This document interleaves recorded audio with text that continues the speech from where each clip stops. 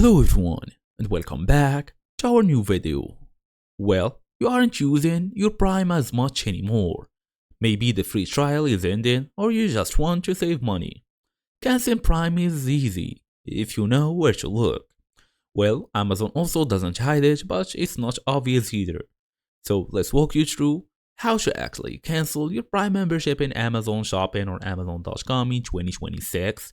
Fast and easy as usual. Let's get started. So, first and first, go ahead, log in. Basically, no, before even logging in, just open your device and make sure you're fully connected to the internet. We're gonna tap on that link, go all the way. Then we should log in using our email address and password. Then tap on accounts and list, or tap on profile if you are on Android or iOS. Then tap on Prime, manage your memberships, view benefits, and the payment settings. So as for me now, I only have the start free trial since I don't basically have the Prime benefits yet.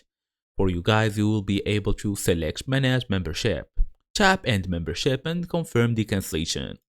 As for more tips, you can cancel and still use Prime until the billing date, so it's basically cool.